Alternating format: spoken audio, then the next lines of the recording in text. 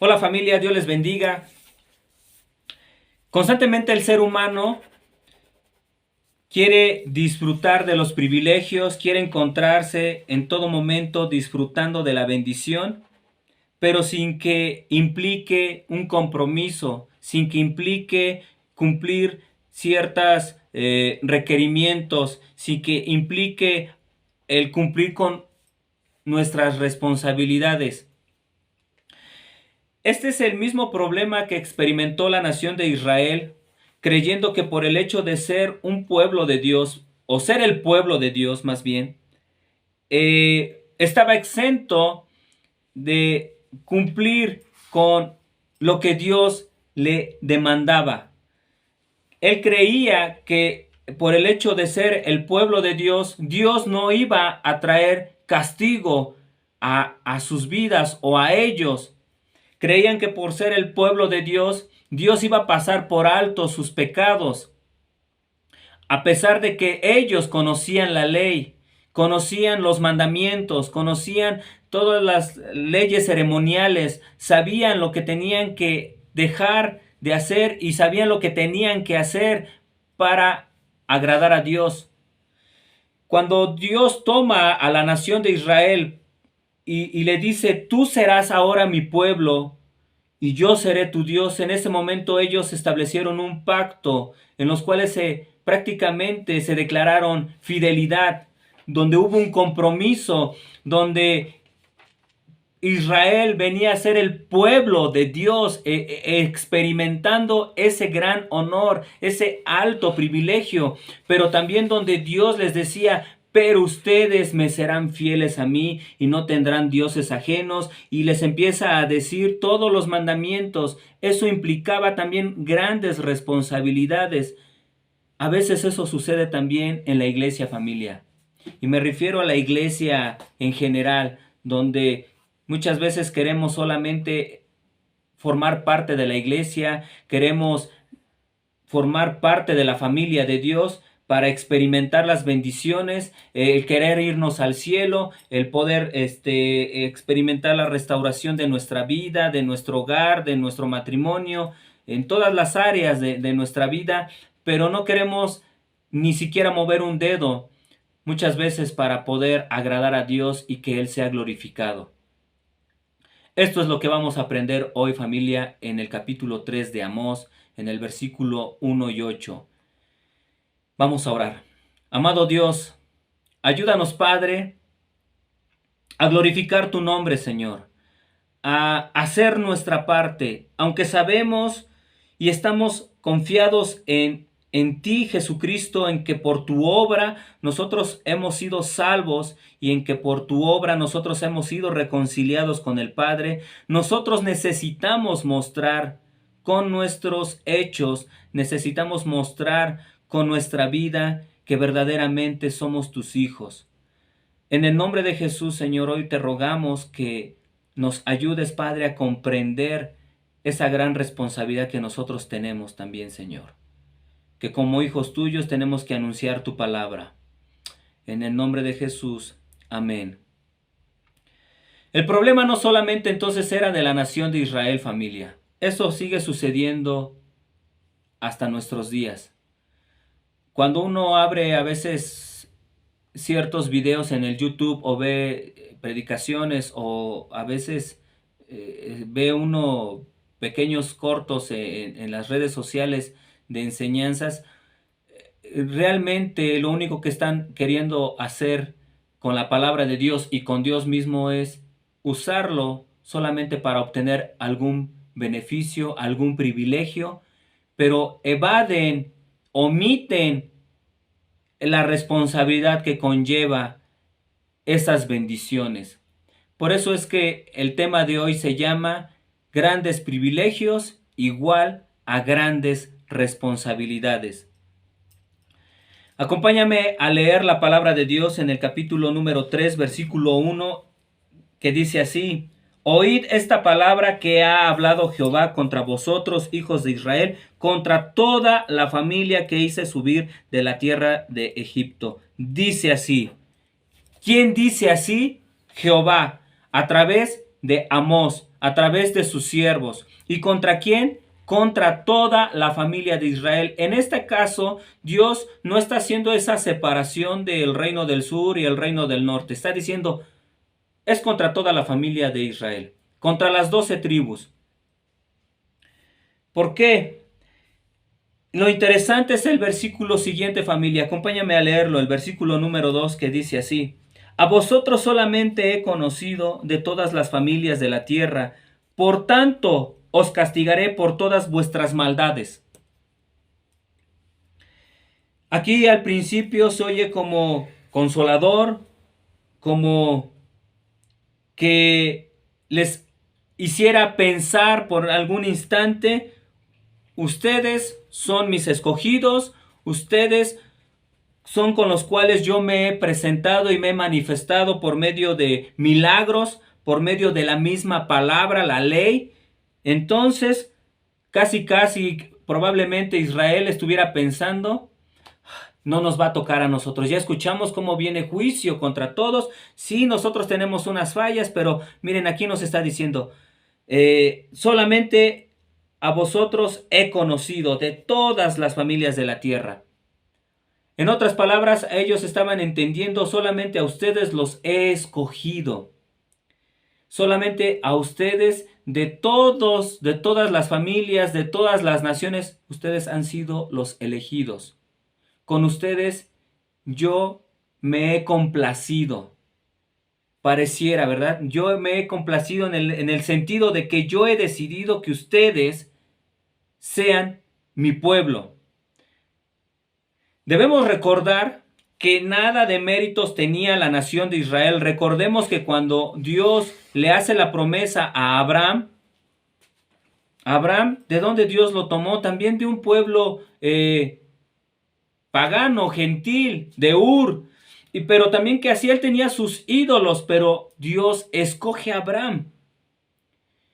Lo maravilloso de Abraham es que él tuvo fe y creyó y dejó todo. Dice que dejó su tierra y su parentela y siguió a Dios, caminó con Dios. Luego, ¿quién fue Isaac? Luego, ¿quién fue Jacob? Y continuó Dios cumpliendo su promesa hasta entonces y hasta nuestros días. Dios ha sido fiel. Pero aquí esa fidelidad y esa muestra de amor y de este gran privilegio, quiero que me acompañes a leer 2 de Samuel capítulo 7, versículo 23, dice: ¿y quién como tu pueblo, como Israel, nación singular en la tierra? Porque fue Dios para rescatarlo por pueblo suyo y para ponerle nombre y para hacer grandezas a su favor y obras terribles a tu tierra, por amor de tu pueblo que rescataste para ti de Egipto, de las naciones y de sus dioses.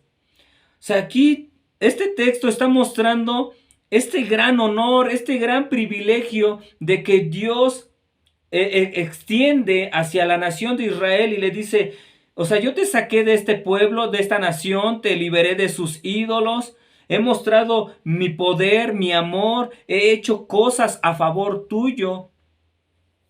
Y no solamente con Israel, familia, lo ha hecho con nosotros. Dios ha mostrado su favor a beneficio o en beneficio de nosotros. Nosotros estamos en una posición también de un gran privilegio, un enorme privilegio, familia. El hecho de ser llamados hijos de Dios por haber creído en Jesucristo, por haberlo recibido como nuestro Señor y Salvador, ese es el más grande honor. Pero también tenemos una gran responsabilidad, al igual que la nación de Israel. Nosotros tenemos que mostrar con nuestra vida que Él es nuestro Dios, que nosotros somos sus hijos. Nosotros tenemos que mostrar que somos diferentes. El carácter de Jesucristo se tiene que revelar a través de nuestras vidas.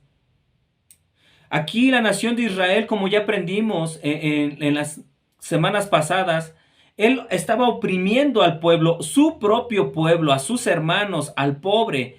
Él estaba siendo codicioso y además hoy vamos a aprender que él era un apóstata o que fue apóstata. Es decir, que él renunció o que desertó de su fe, de sus creencias, de sus convicciones en lo religioso, por así decirlo. Él hizo a un lado todo lo que Dios le había enseñado, todo lo que Dios pedía de él que cumpliera como parte de su pacto o de su compromiso, pero por el hecho de que él estaba viviendo en bonanza, en bendición, estaba experimentando riquezas, paz, creían que estaban bien delante de Dios y que no les iba a alcanzar el castigo. Y aquí Dios les está diciendo que iba a traerles castigo. Dice, por tanto os castigaré. ¿Por qué? Por todas vuestras maldades. Os castigaré debido a sus enormes privilegios y a la abundancia de la luz que Dios había permitido que brillara sobre el sendero de los israelitas. Esa luz es la palabra de Dios, familia. Nosotros también tenemos esa luz, como dice en Salmos 119, que la palabra de Dios es como esa luz, ¿verdad? En nuestro camino en medio de la oscuridad, que nos muestra por dónde debemos caminar y no desviarnos, para no caer, para no lastimarnos, es más, para no morir. La palabra de Dios aquí al pueblo de Israel era esa luz que les mostraba por el sendero por donde deberían caminar. Entonces, como ellos habían tenido esta gran bendición, este gran privilegio de conocer la palabra de Dios, Él lo castigaría también en forma ejemplar por sus iniquidades. Es decir, el castigo iba a ser mayor que a diferencia de los que no conocen a Dios, a diferencia de los que no han conocido su palabra, a diferencia de los que no han visto sus milagros.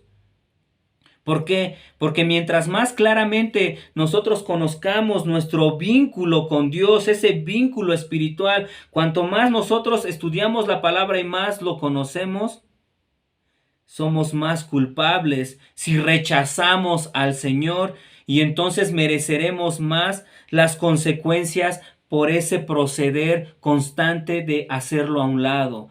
El pueblo de Israel conocía la palabra de Dios. Él estaba tomando la decisión de desecharla, de despreciarla y hacer su voluntad. Prefirieron adoptar esa religión que Jeroboam primero estableció, esa adoración a esos becerros de oro, y tomaron mejor el culto a Baal, a esta diosa Acera, y rechazaron los mandamientos de Dios.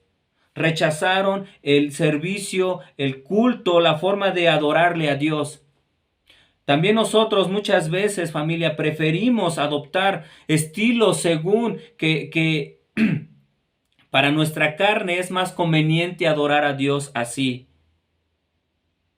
Muchas veces creemos que no yendo a la iglesia, al fin ya hay canales, ahora las redes sociales dicen, no, pues yo busco a Dios a mi manera. Yo en la mañana prendo la televisión o veo en las redes sociales alguna transmisión y yo ya estoy adorando a Dios. Yo interpreto la palabra de Dios, cada quien la interpreta a su manera. Yo la interpreto de esta manera. Yo creo que Dios está en todas partes y si aquí yo hago oración y aquí yo leo la Biblia, no necesito ir a la iglesia, ¿no? A veces nosotros queremos adoptar o formar nuestra propia religión y de manera sutil Satanás nos está llevando a crear un ídolo. Porque el ídolo siempre se va a moldar a nuestro gusto. ¿Por qué? Porque vamos a través de ello nosotros hacer cosas en la carne que nos agradan y que nos gustan, que generan en nosotros placer carnal. Nosotros no debemos abusar de los grandes privilegios, familia, para que no caigan sobre nosotros también esos grandes castigos. Quiero que me acompañes a leer el Evangelio de Lucas, capítulo 12, el versículo 47 y 48. Aquel siervo que conociendo la voluntad de su Señor no se preparó ni hizo conforme a su voluntad, recibirá muchos azotes. Mas el que sin conocerlo hizo cosas dignas de azotes, será azotado poco, porque todo aquel a quien se haya dado mucho, mucho se le demandará, y al que mucho se le haya confiado, más se le pedirá. Nosotros tenemos mucho, familia, por el simple hecho o por el más grande hecho de ser hijos de Dios, por el hecho de ser cristianos, por el hecho de formar parte de la iglesia, del cuerpo de Cristo. Nosotros hemos tenido esa gran revelación, nosotros hemos nacido de nuevo. Dios nos ha escogido por medio de su Hijo Jesucristo para que nosotros seamos salvos. Tenemos ese grandísimo privilegio, pero también conlleva una gran responsabilidad. Ahora, a través de este pasaje, en estos versículos, podemos darnos cuenta que todavía permanece el amor de Dios para su pueblo, lo cual lo mueve a buscar otro camino. ¿Cuál es ese camino? Un castigo, pero con la esperanza de causar en nosotros una corrección moral y espiritual. Por eso es que aquí les dice, os castigaré. ¿Por qué? Porque todavía los ama. Y porque a veces nos castiga, porque nos ama, porque no estamos cumpliendo con nuestra responsabilidad. Recalco, no somos salvos por nuestras obras, pero como dice Santiago, yo te muestro mi fe por mis obras. Las obras no nos salvan, familia, pero sí dan evidencia de en quién estamos confiando. A través de nuestra forma de conducirnos, nosotros mostramos en qué Dios estamos confiando. No en el Dios de la borrachera, no en el Dios de la pornografía, de la lujuria, de los homicidios, de los asaltos. Hay ídolos que fomentan eso, que robes, que mates, que secuestres. Nuestro Dios es un Dios santo que nos manda a que no robemos, a que no matemos, a que no adulteremos, a que no alabemos a ídolos hechos por manos de hombre. Nos manda que nos congreguemos. Nosotros lo único que tenemos que hacer es obedecer. Porque si no, como dice la palabra de Dios, habrá un castigo. Y ese castigo, Dios lo está anunciando por medio de sus profetas. Y si tú lees todos los profetas menores, y es más, tú lees Crónicas, bueno, nos lo está compartiendo nuestro hermano Francisco. Tú te das cuenta al estudiarlo, cómo Dios anuncia una tras otra, tras otra, tras otra, tras otra. El castigo va a venir, pero Dios lo anuncia, como veremos más adelante. ¿Por qué? Porque lo que quiere evitar es que realmente experimentes ese castigo. Aún podemos ver el amor de Dios ahí, en declarar su juicio a través de sus profetas. ¿Para qué? Con la única finalidad de que haya arrepentimiento en nuestros corazones. Y este castigo es por todas vuestras maldades, como dice ahí. Y ya mencionamos todas las maldades, familia, que eran codiciosos, que eran apóstatas, que ellos pecaron en disipación, es decir, en el derroche de las riquezas, de la prosperidad que Dios había dado. No sabían para qué era el dinero. Pero también ellos pecaron en cuanto a que oprimieron al pobre. Este último mal causó que Amós condenara vigorosamente a los grandes y a los ricos por el descuido y por el mal uso de sus riquezas e influencia. Bendiciones que deberían ser usadas para remediar esa corrupción y pobreza, familia.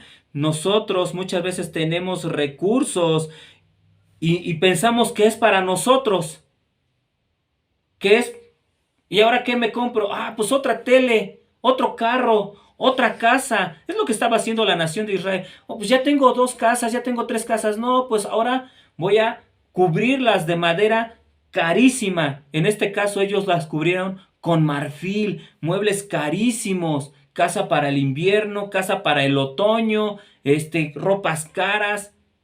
No sabemos para qué es el dinero, familia. Y Dios muestra por medio de Amós que es para bendecir al pobre, para combatir la corrupción.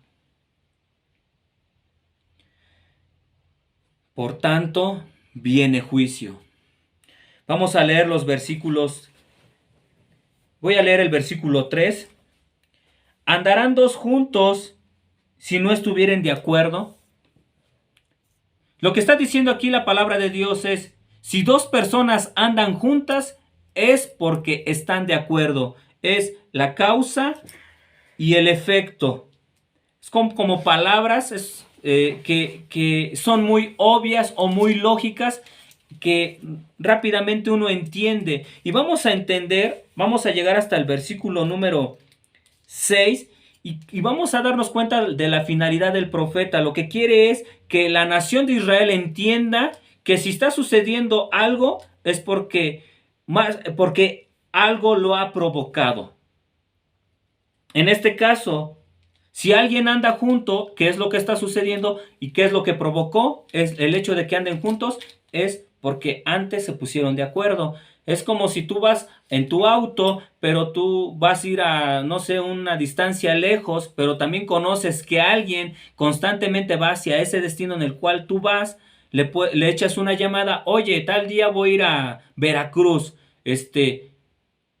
tú vas a ir, no, ¿sabes qué? Sí, sale, te espero en tal parte a tal hora y nos vamos juntos. Antes obviamente no había esos medios de transporte, antes era caminatas, ¿no? Caminar tramos largos. Obviamente, si imagínate una persona que va caminando y de repente alguien se le empareja, pues, ¿qué onda, no? ¿Por qué me sigue? ¿Por qué no va por otra parte? ¿Por qué ya vamos 2 horas caminando y continúa a mi lado? Sospecharías, ¿no? Pensarías que te va a robar. Obviamente eso no sucedería, no caminarían juntos. Estas son situaciones de que están sucediendo, pero que hubo una causa que lo provocó. Ahora leamos el versículo número 4. ¿Rugirá el león en la selva sin haber presa? ¿Dará el leoncillo su rugido desde su guarida si no apresare?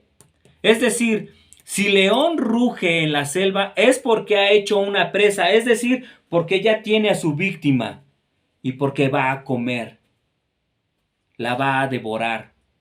Si el cachorro gruñe en la cueva es porque ha capturado algo. Una vez más, causa y efecto. Versículo 5. ¿Caerá el ave en lazo sobre la tierra sin haber cazador?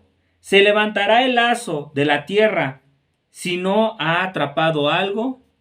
Es decir, si un pájaro cae al suelo es porque había una trampa. Si la trampa salta del suelo es porque algo ha atrapado.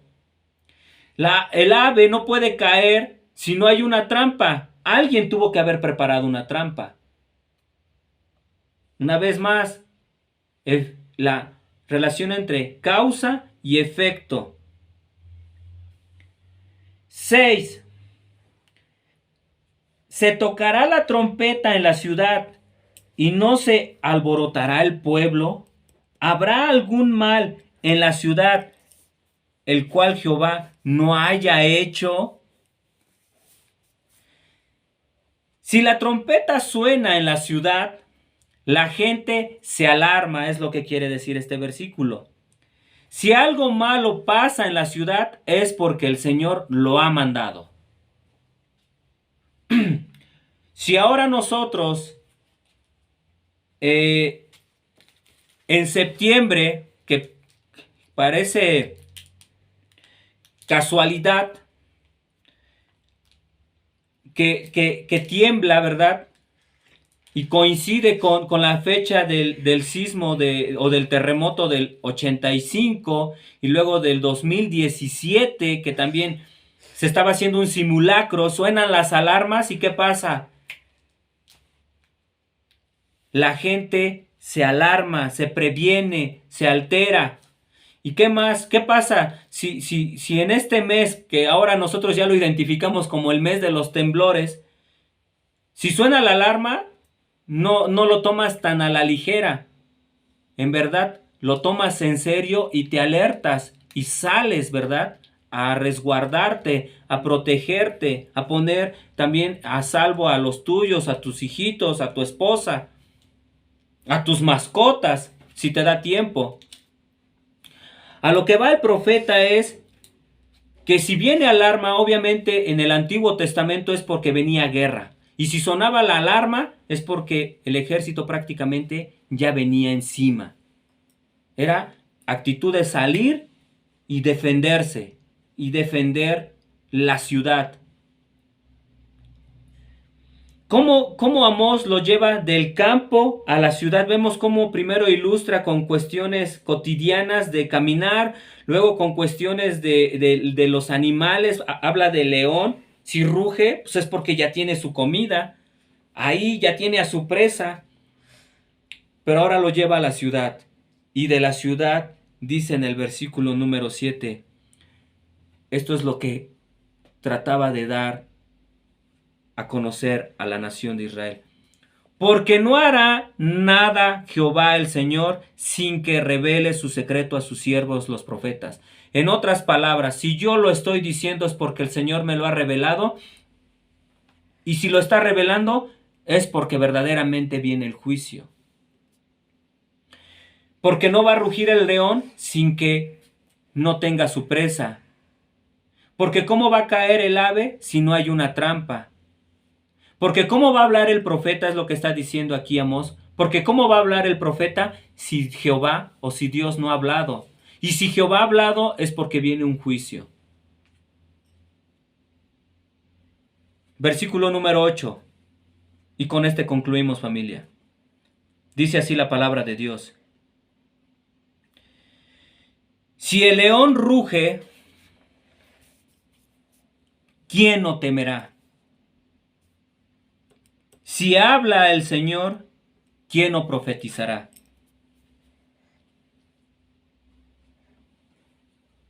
Cuando el león ruge, se pasma uno, se espanta. Si tú has ido a algún zoológico donde hay leones y te ha tocado en el momento en que está comiendo y ruge, su rugido impone. Y hasta cierto punto tú te sientes seguro porque sabes que está rugiendo, pero que estás encerrado, que está completamente aislado de las personas. Pero imagínate en el campo, en donde ruge y dices, ¡ay, está cerca! ¿No? Te viene un temor, te invade. Dice, si el león ruge, ¿quién no temerá? O sea, les está diciendo, Dios les está hablando y ustedes como si nada. Dios está hablando y ustedes lo están tomando, el peligro como que se avecina contra ustedes como si fuera un juego. Dice, si habla Jehová el Señor, ¿quién no profetizará? Dice, como dando a entender a Amós, ¿cómo no voy a profetizar?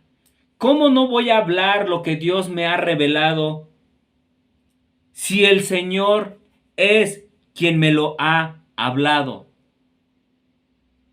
Me veo obligado prácticamente. Recordemos lo que le sucedió a Jonás. Aunque él quiso o pretendió huir, él tenía un propósito. Dios lo había enviado hacia Nínive y él huyó hacia el otro extremo, hacia Tarsis. Tómala. Al mar va y es tomado por un gran pez y lo escupe en Nínive. Y tuvo que cumplir el propósito de anunciar el juicio.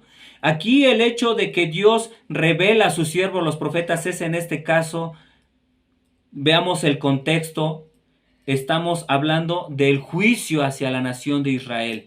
Y Y Amós no fue el único profeta. Hubieron muchos profetas antes de él. Estuvo Eliseo, estuvo Elías, y a la par, juntamente con él, estuvo Oseas. Entonces vemos que Dios ruge y habla a través de sus siervos. Ahora, para nuestros tiempos, familia, nosotros ya tenemos todo el conocimiento, no todo el conocimiento, perdón, tenemos, toda la palabra de Dios revelada en nuestra Biblia. Tenemos esa gran luz para nosotros conocer y poder caminar en nuestro sendero. Este es el rugido para nuestros días. Cuando se cita la palabra de Dios, es Dios hablando y por eso tengo que oírlo. Cuando estemos en la iglesia, familia, los domingos, evitemos distracciones. Prestemos plena atención a la palabra de Dios. Mostremos amor a Dios. No es el pastor, no es el predicador, no es el maestro. Es Dios. Por el hecho de cuando se cita y se dice libro tal, capítulo tal, versículo tal, así dice la palabra de Dios, es Dios. Entonces cuando se cita la palabra de Dios, familia, es Dios hablando y por eso tengo que oírlo. Porque dice, ¿quién no escucha el rugido y tiembla? Debemos demostrar reverencia, familia. No que sea uno meramente religioso, pero mostremos el amor de Dios al respetar y al oír, prestar atención a la palabra. Nada de estar cuchicheando o riéndose y el teléfono y viendo aquí, estar mandando mensajes. Recordemos que nuestro Dios es un Dios de misericordia, pero también estamos viendo que es un Dios justo, que trae todo aquello como consecuencia a nuestros pecados. Ahora, también no puedo quedarme callado como nos está mostrando Amós. Él fue un gran ejemplo de que él oyó a Jehová y dijo, ¿cómo me voy a quedar callado? ¿Quién no profetizará si es Dios el que está hablando? Entonces, si Jehová ha hablado, nosotros no podemos quedarnos callados, familia. Tenemos que compartir la palabra de Dios.